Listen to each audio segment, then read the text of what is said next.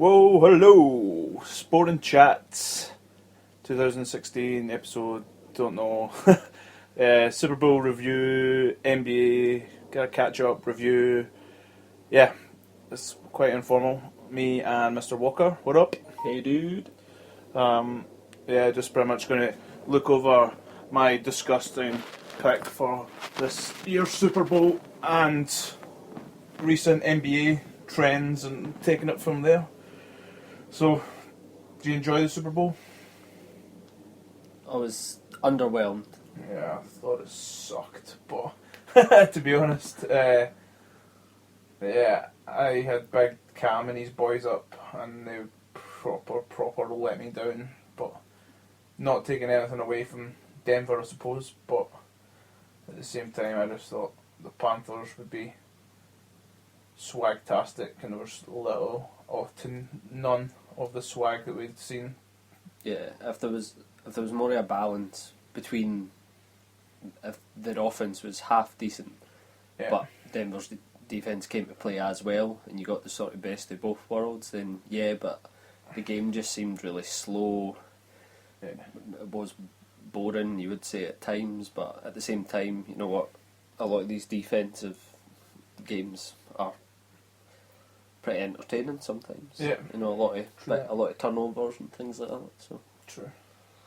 Yeah, there was a couple of dodgy sort of plays. The Panthers, in my opinion, a lot of flags, unnecessary flags. You know, we have 3 for like unsportsmanlike conduct after the plays, and you know that turned into first downs. We had the big pass interference call in the end zone, the fourth quarter for the Panthers, when Manning threw it pretty much into the end, like over the end zone. yeah, Rivera was arguing about that. He was arguing that it wasn't a catchable ball, which means that might have not been, but wasn't called as pass interference. I think it was called defensive holding. Right. So because of that reason, the flag stays on the field.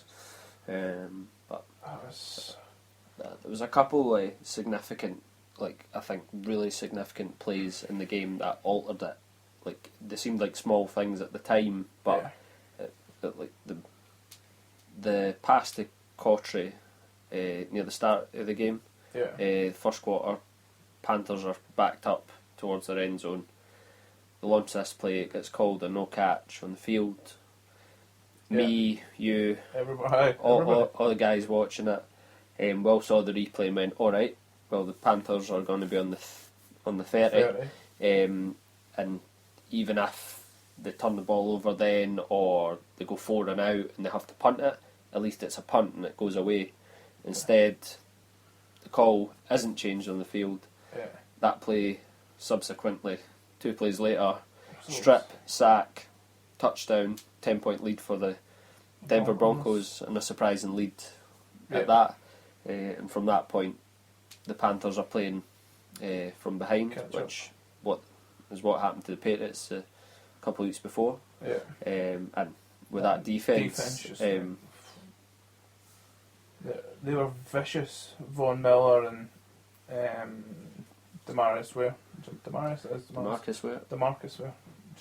They're relentless. I think props as well to Derek Wolfe in the middle. Yeah. Him and Kareem Jackson. Those 2 guys, they clogged up the middle, sort of stifling the run game, which meant that a lot of it was passing. I know Cam ran for a bit in the first quarter, half, but after that point, it did nothing.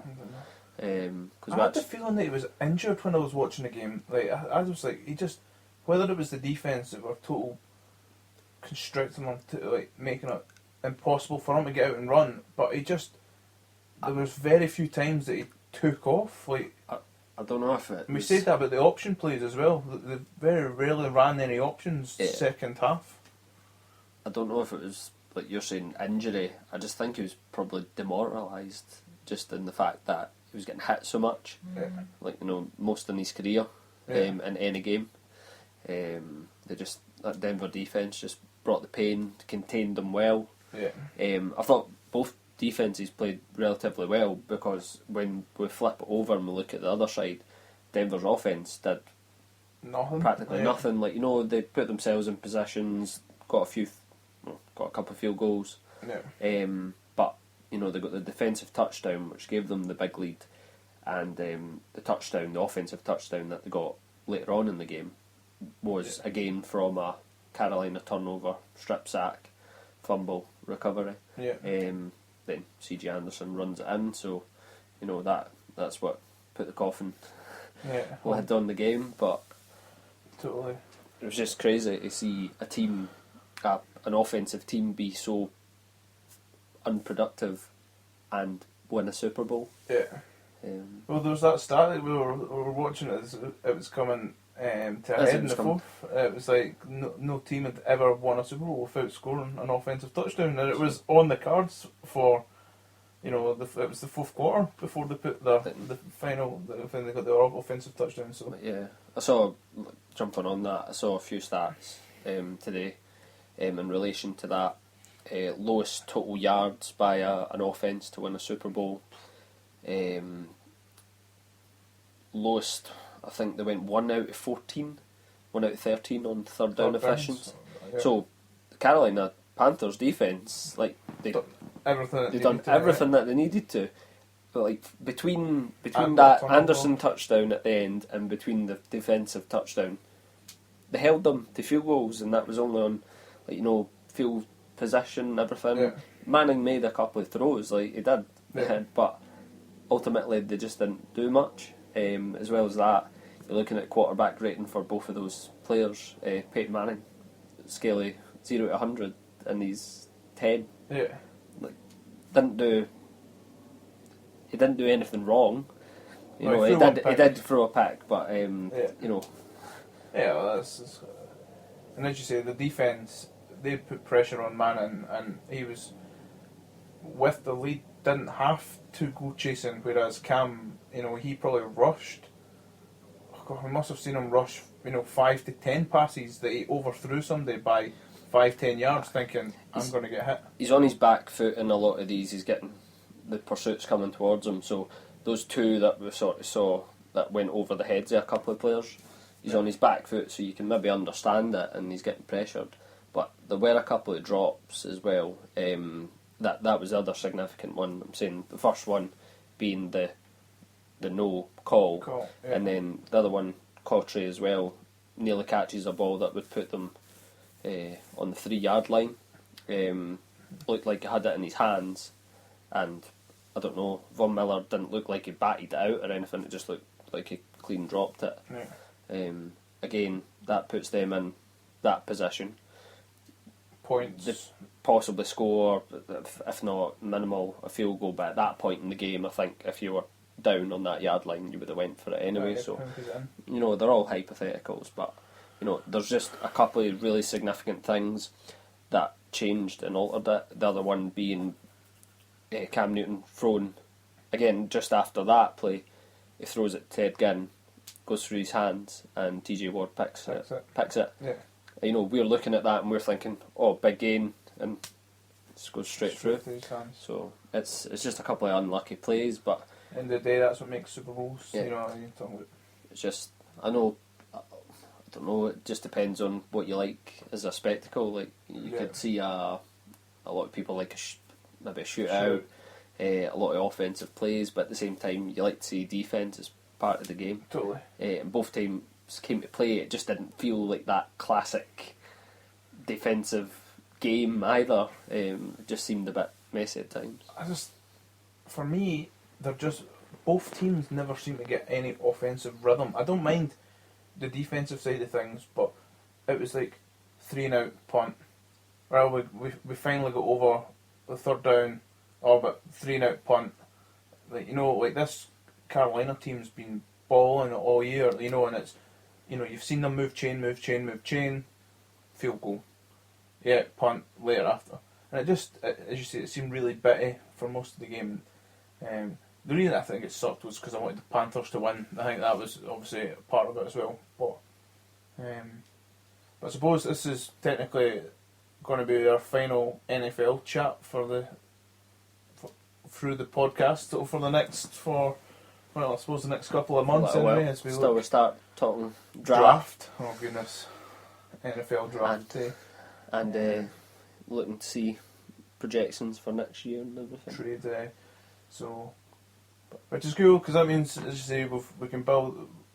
We've got the NBA, which we're huge fans of, which is pretty much going to dominate the next portion of our chat today, and for definitely looking forward. And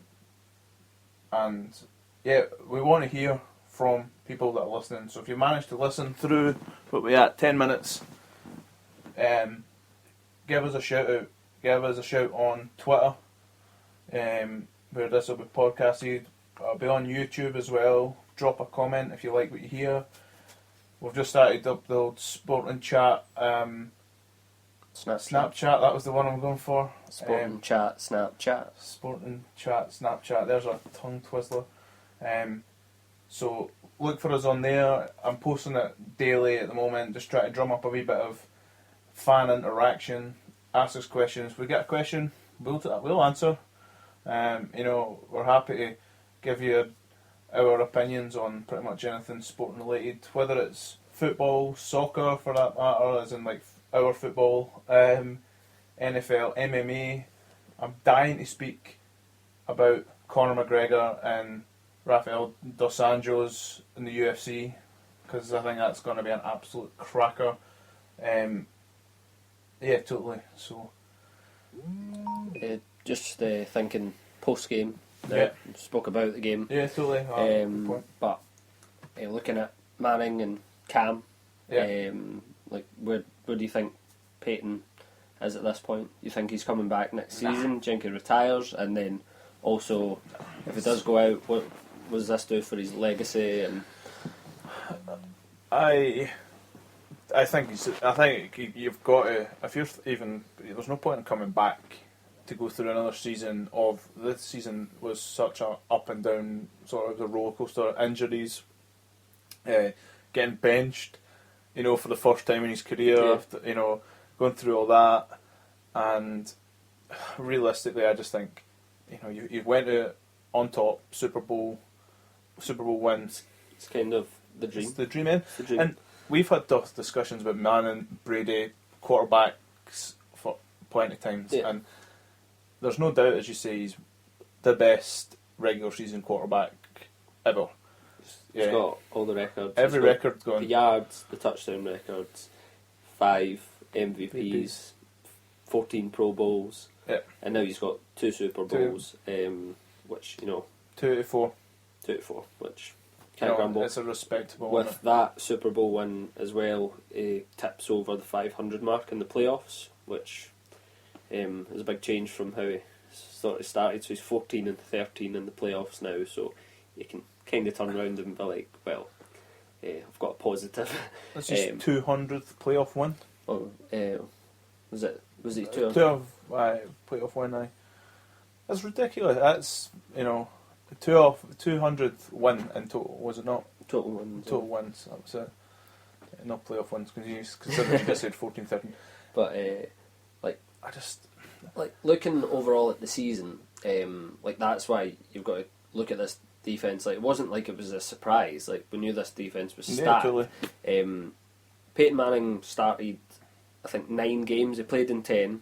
Obviously played the last game of the season where he came off and came on for Osweiler and won the game, and then giving them the number 1 seed. But played in the 10 games, started 9, and they won 7 of them. Yeah. So, he must have done a serviceable job at the time. I know his stats weren't great. It was 9 touchdowns, 17 interceptions. It's not a good reflection, but we don't know from an outside point of view how much of that was down to the injury, how much it was down to just age and just deterioration.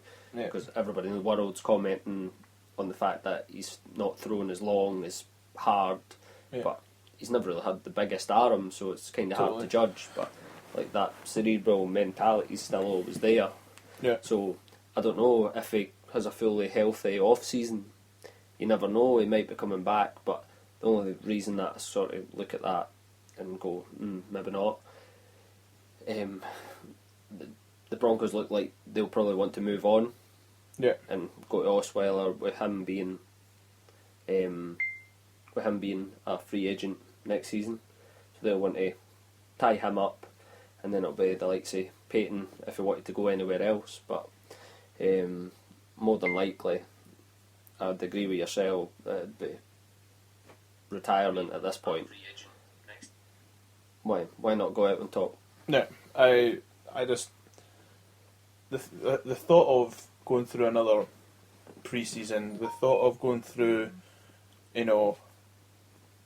all the hits again, as you say, when he's laid everything else out on the line in terms of he's accomplished everything really. At the end of the day, he's got the playoff record over the 500. What was his big question mark? 2 Super Bowls. He's equalled his brother. Yeah, which again is quite a big thing in this family aspect. Obviously, Eli's going to have a few more chances. It was that wee blemish that everyone kept talking about. Like, as good as Peyton Manning is, your little brother's got more than you, which must grind on him at the same time. Like, I know he's proud of his brother and everything, but at the same time, for them both to have 2, they'll feel like equals. The 2 of them can celebrate that. And they'll be delighted for each other. But if Peyton retires now, he's got to be first ballot Hall of Fame. Definitely, he's definitely top 5 quarterback all time. Where you list them in that ranking, people will chop and change that about, and you won't really have an argument. There's arguments everywhere for who you want to put, but certainly it should go out. Looking at the other side, we were talking about Cam earlier. Just obviously the swag that was lost. Wasn't much dabbing going on during the game. There definitely was not. And then the subsequent interview after that, he unfortunately walked out of. I was quite disappointed. I've got two two takes on it, I suppose. Like, I'm annoyed because technically you would say it could be the new face of the NFL. Yep. Yeah. Brady is also, I suppose, the golden boy, but obviously with the last few years and the whole Deflategate. Anyway, there's another.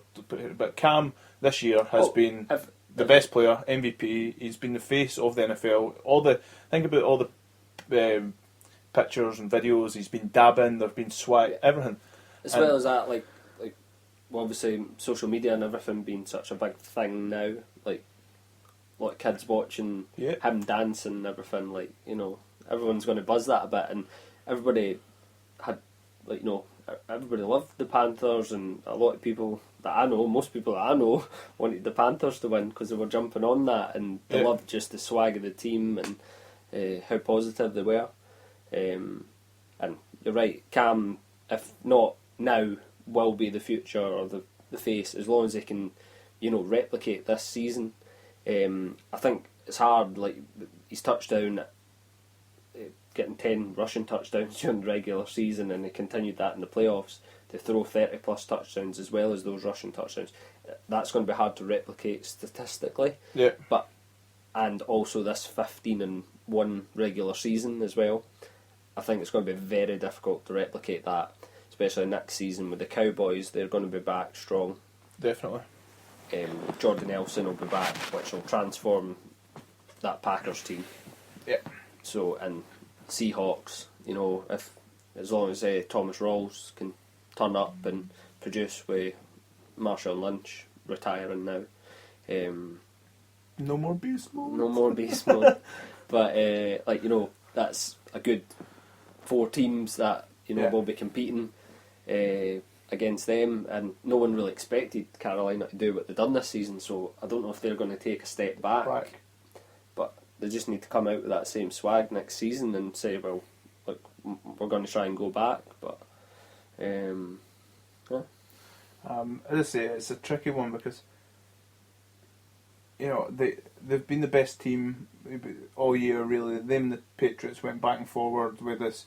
They were undefeated for so long, and they brought so much. They were putting up monster numbers. 49 they put up 39 a few times, or 38, 39 they put up 2 or 3 times, like in consecutive weeks.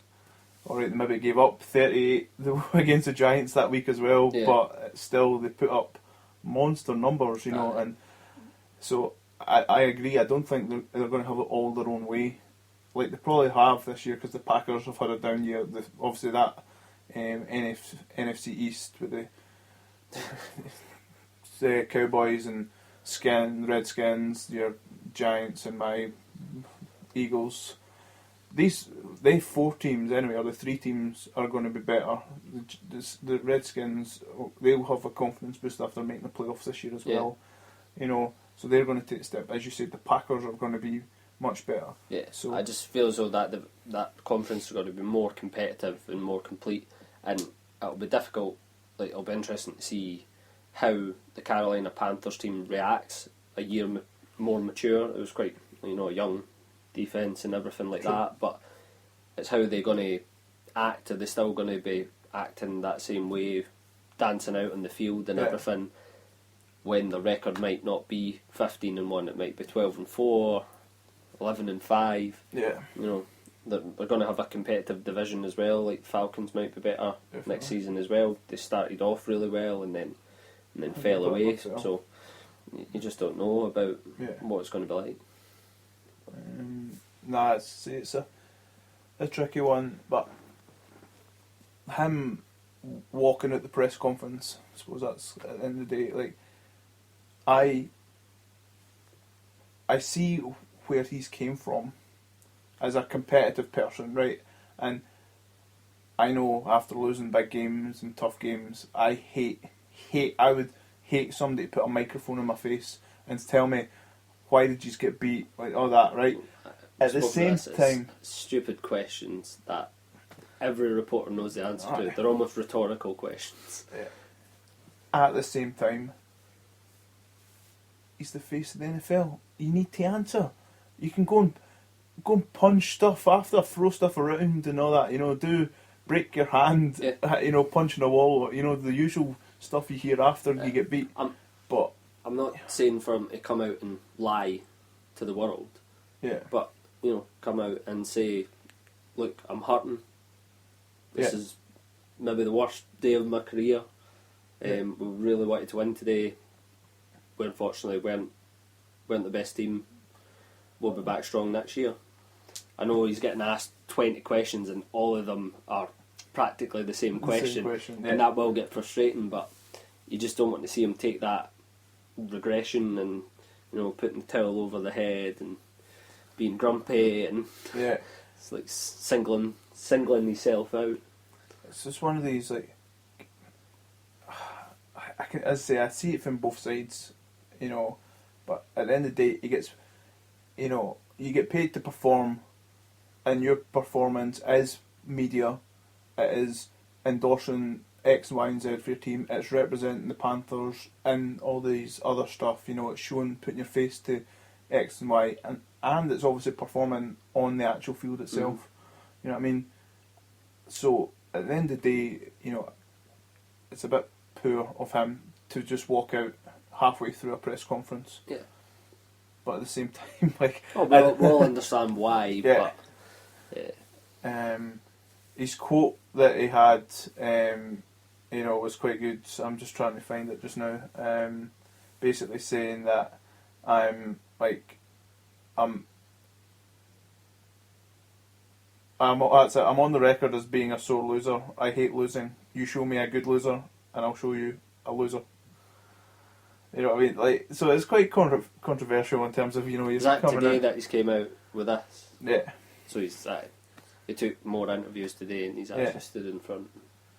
You know, at the same time, you know, you've got to. You take your hat, you take your helmet off at the end. You mentioned that with Peyton. Yeah, you know, I know, show a wee bit of respect. I know it's a bit of a petty thing, but we said, like, you know, Josh Norman going up, giving Peyton his respects, and just saying, you know, this might be the last time that you see Peyton Manning. Yeah. Pay your respects to a legend. Exactly. Say congratulations, but know that obviously you're a young guy, and you know you've got years. And Cam Newton, he'll probably be back in the Super Bowl at one point in his career, if not soon. But I just thought, take your helmet off, look the guy in the eye and shake his hand and say, good game. Yeah. But it just seemed like that sort of closed off mentality. It's maybe just my perspective of that, but it just seemed as though he was keeping that on as like a shield from like all the cameras around him and everything, understandably. But you see this, you saw it last year, you see it every year. The camera will find some defensive player, wide receiver, doesn't matter who it is, and somebody will be on the sideline crying, showing their emotion, and that's how important it is. Well, Cam, take your helmet off and let the world see that. Like, yeah, totally. It's one of the weird things. Obviously, you're quite, you're obviously very strong-minded. He's very confident in his ability, and you don't want to show the kind of the world, being vulnerable and emotional and that. But at the end of the day, that's why they play football. But he wears these emotions like on his sleeve when they're playing well as well. So you just want to see that same guy. Like as much as you see the passion, there's the bad side of that. Yeah. Like see when the Panthers were getting beat, like obviously last season and seasons before. Yeah. Like I said, Cam, he gets all quiet, he sits by himself. But I look at Tom Brady as an example.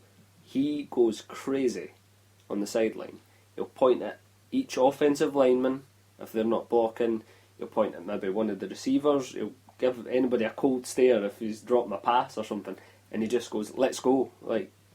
And he's standing up and down, fires the team up, instead of sitting there sulking. I know he'll have done it at one point as well, when you're having a terrible game or something, but, you need the right people around you to try and get them buzzing again. That's youth. We said that in the last, it's youth versus experience. Well, we've seen that. He's made a big step forward and he's improved so much more, like this season. So, and with that came a lot of leadership, and I also believe that, because of that brash and that swag that he brought to the team, it just resonated across the whole team. And I don't think this team would be 15-1 without his personality. Totally.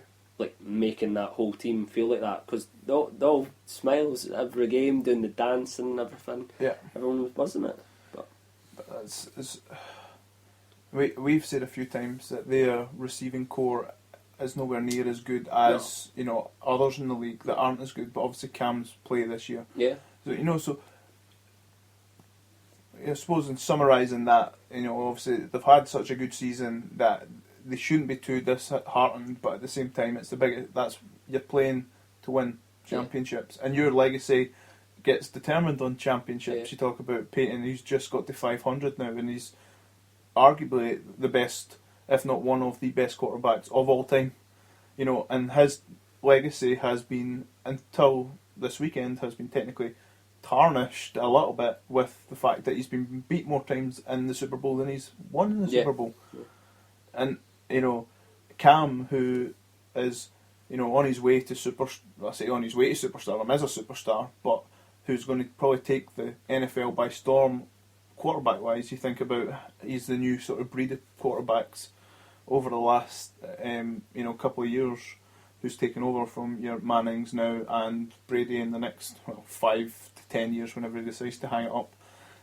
So he's playing until he's 50. 50, aye. Well, you've said that a few times. So, but again, I can't believe. There we go. We sat down to do a couple of minutes on this. Let's talk about the Super Bowl quickly, and then we'll get on to NBA. There we go. We're blowing half an hour on the Super Bowl. So many tangents. Quality. But as I say, anybody listening, if you've managed to get 29 minutes in, we appreciate it big time, and we want to hear why you've listened this far, even if it's just because you love the sound of our voice, or it's actually you hate the sound of our voice. It's definitely not that. And it's putting you to sleep at night. We'll take that feedback. That's quality. So at the Sporting Chat on Twitter, check us out on Facebook, hook us up on the actual Snapchat, come and join the gang, and let us know what you think. Cheers, Mac. Thanks, man. Let's do it again.